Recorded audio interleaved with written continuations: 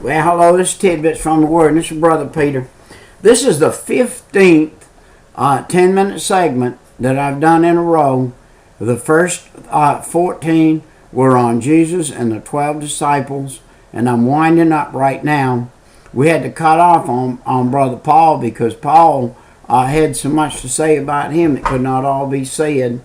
And here was a man that was a very, very, very usable man in God. Are you a usable man? Am I a usable man in the Lord? Since I've been saved, have I been usable? Have I given myself to God like Paul the apostle gave himself to God? There was no other apostle on earth that could make the brags that Paul made, and they weren't brags, they were facts.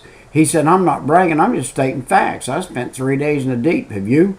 I spent 3 days and nights in the deep again. Have you? In perils, he said, of storms and perils of going hungry. He said, I've gone hungry. As a matter of fact, he said, you people, I came over and preached to you, taught you, did everything for you I could, worked with you, helped you out, and you didn't even feed me. I had to go starving half to death and build a tent for somebody and collect the money to get me something to eat, because you didn't even give me of what you had, heathen bunch of people. And listen, there's a lot of people today treat preachers that way. They don't pay them enough. They don't do good for them. A poor old preacher driving a ragged old car with a spare tire on it with a wire sticking out of it, and a little old fellow ain't got nothing, and you say, well, he's overpaid. You know, he only preaches 3 times a week. Why should he get any more? Well, let me tell you what, he has to study 168 hours a week to try to give you a plate of food that he would want you to eat, and you won't even eat it. You turn it away after he worked for it. May God have mercy on your soul when you get wherever you're going. Well, let's hope and pray that you are going to heaven. Probably if you're treating a preacher that way and everything, you got no idea what heaven is. You really got no idea what salvation is. And in order to treat a man that way, you better look around. If you happen to be listening to this and you're one of those people in one of these little churches with a poor little struggling preacher may have a family and he's got to go without just because you won't take care of him, you got a problem. You got a problem. You make a problem for him, it's going to be your problem. I'd hate to be in your shoes when you get before the judgment of God. Listen, the Bible said if you give a man for his soul and not for his body, you've done nothing. That's why I try to take a tract out of the pocket right here when I pass it to a young person or a person works in McDonald's or works somewhere. Put a dollar bill in that tract, and then when you open it up, it's got a dollar bill in it. I don't know if this one has or not. No, it doesn't, but I try to prepare some for the day so that when I go through McDonald's, get a cup of coffee or get a biscuit or something, I can hand it to that little old girl or boy in there that's making just pennies and working in a hard workplace. But anyway, take care of those. Give them something for the body, a little something for, if you're going to tell a man something for his soul, give him something for his body. Only take you a second, only cost you a little bit. And by the way, every dollar you put in a tract and put out there, God's going to give you $1 back, I guarantee you, or 2. All right. I got a poem I want to read this morning. The Lord brought across my path. And this poem in a book that I was studying about the apostles. This man, I know not who he was, but his name was Frederick John Gillum. If Frederick John Gillum is in heaven today, and I believe this, Jesus said, I'm going to build you a mansion, and I'm going to where I am, you may come, and I'm building you a mansion. My statement to people's men over the years, if Jesus is building you a mansion like he's building me one, and only thing he has to work with up there is what you send ahead. Now, if you send him some nails, he got a nail to work with today. If you send him some wood, he got some wood work to work with today.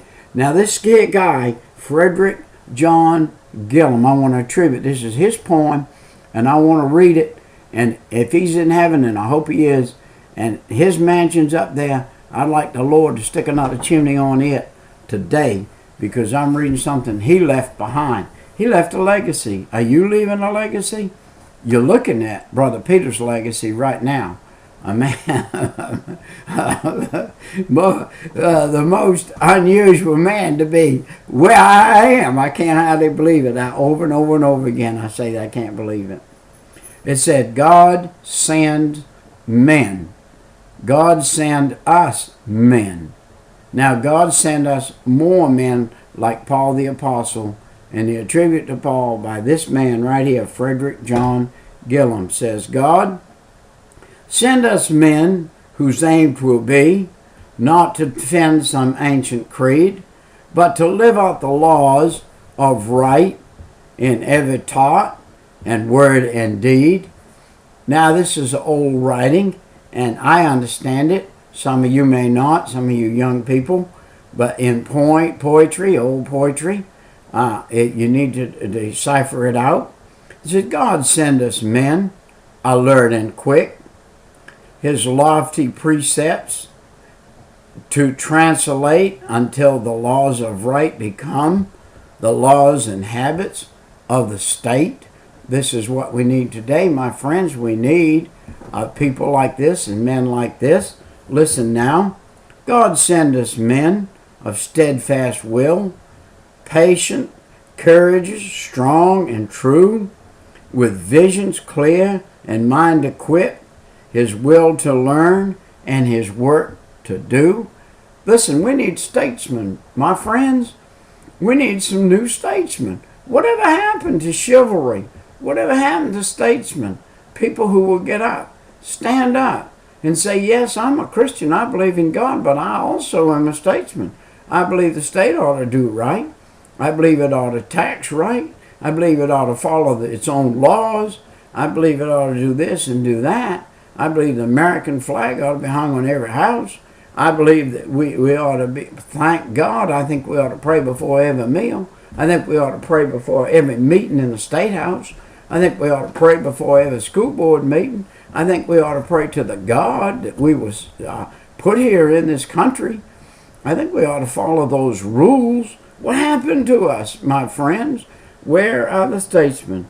God send us men with hearts ablaze, all truth to love, all wrong to hate. These are the patriots' nation's deeds. These are the bulwark of the state. Written by Frederick John Gillum. Let me tell you something. We got a couple more minutes. I'm going to quickly read through that again. And this would be the prayer of this man's heart, should be the prayer of us today. God send us men whose aim will be not to defend some ancient creed, but to live out the laws of right to every thought and word and deed. God send us men alert and quick, his lofty precepts to translate until the laws of right become the laws and habits of the state. God send us men of steadfast will, patient, courageous, strong, and true, with vision clear and mind equipped, his will to learn, his work to do. God send us men with hearts ablaze, all truth to love, all wrong to hate. These are the patriots' nation's needs. These are the bulwark of the state. Frederick John Gillum. Now we've got another minute. This card right here says on it, if you reverse it, the 63 Club. The 63 Club is 63club.com. It's started by a man called Brother Bruce Freeman. He's in a church in the state of Georgia, a little town in the middle south of Georgia, and he's starting the 63 Club, which takes off after the Psalm 63. Now, if you'd like to click on and sign up and get on that, this is for men only, by the way, for real men who would weep at this poem, and I nearly broke down and cried at this poem, to look at our United States and see how far we've come from what this man has said in this poem. And the 63 Club now is for men to get together and pray. And that's what it's all about prayer, talking to God in prayer.